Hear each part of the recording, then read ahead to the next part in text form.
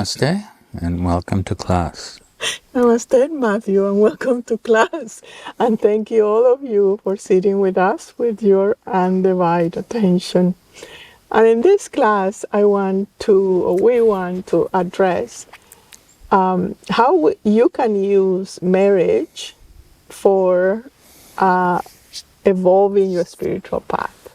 Because sometimes we confuse what is a spiritual path. We think that our partner is in the way or is not in the same frequency.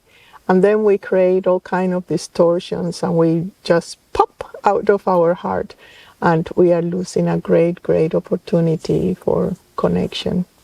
So I think most of you knows Matthew, my husband, and we are an elder couple. So we have a few experiences to share with you of how we can manage. Maybe it doesn't work for you since you have a different path, but for us, have work and is a way of protecting our heart, is a way of creating a teamwork that it really is focusing in our own purification as the other sees some parts that we don't see. So Matthew, again, welcome and thank you so much for agreeing to sit with me in this conversation. It's a great pleasure. Yeah. This morning we were talking about the impediments that make the marriage. You were mentioning the karmic, the drive of the karma relationships. Can you talk more about that? Yeah, in a karmic relationship, people are working out their issues, basically. And when I wrote those books years ago, the magnetism of the karmic imperative, and you just get caught in it, and it's like you're just working and engaging and needing to win, which is a lot of relationships are like that. So if you have to put three things that you say, okay, I do have a karmic relationship, how do I know that I have a karmic relationship? What it would be the signals for people to recognize that they are in that karmic relationship? Well, one of them may be having to defend constantly having to defend a position. Like I am right, my thoughts are... My position is right, and you did this to me, and I can't advance because of you, or putting it on the other, you know. And in here is, I have seen something that some couples say, oh, I understand that I'm not putting it on you, it's all me. But they say it, but they don't really mean it. So that... Oh yeah, it's nothing to do with you. It's all in me, except, you know.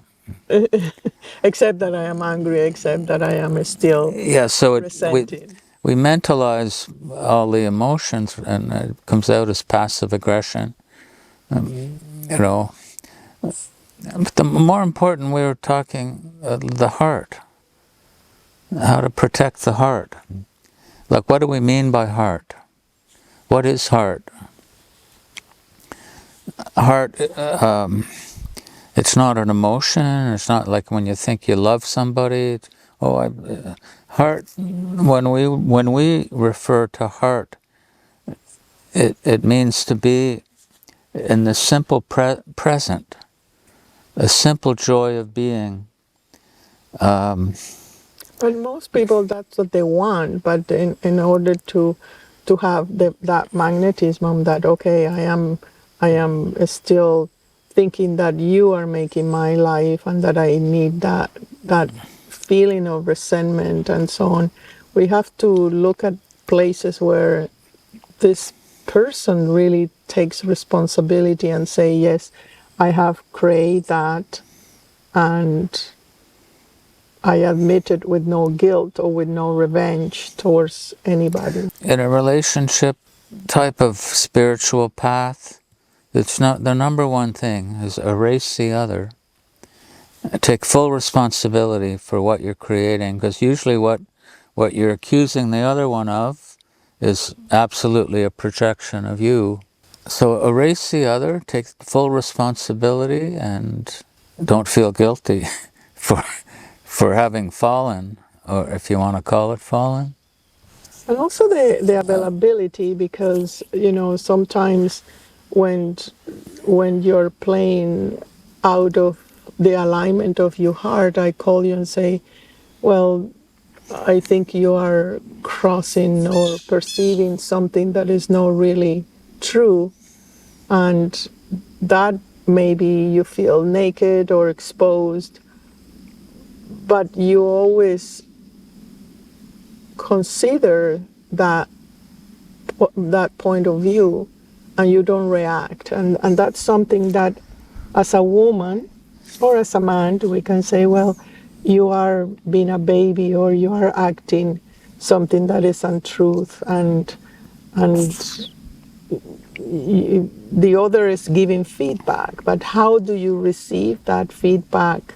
It really measures the caliber of the man that is not reactive, and that it doesn't go back to you with a revenge, right? So it's something that we do often in our relation, or we used to. Right now it's more harmonized, but to call each other when we are in our ego.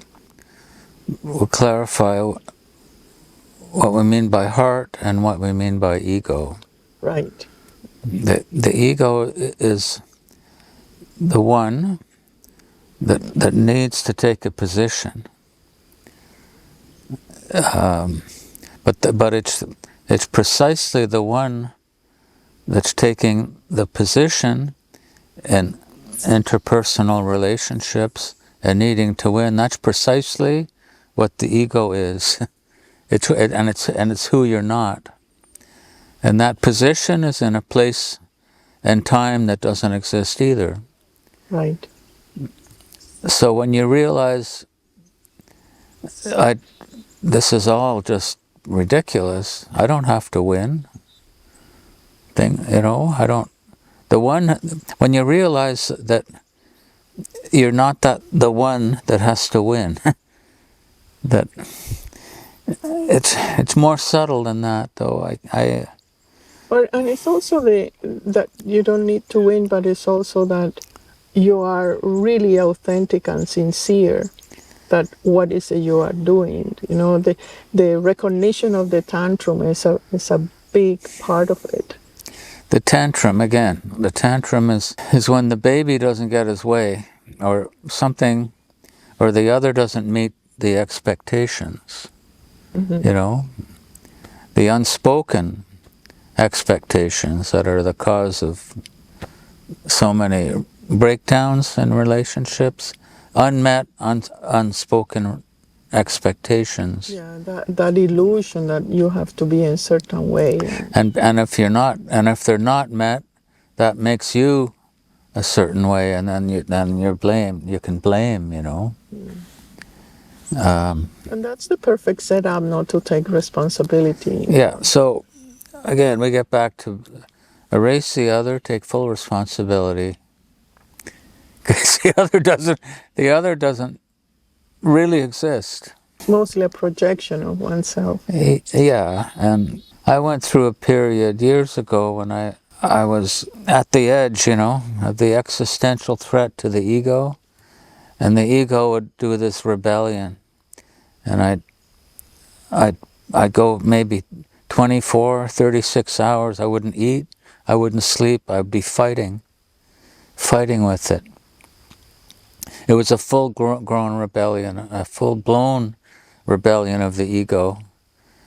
And I would use you to try to work it out. And fortunately, you didn't buy into it at all. Because if you buy into it and agree, then that relationship just descends and usually dies.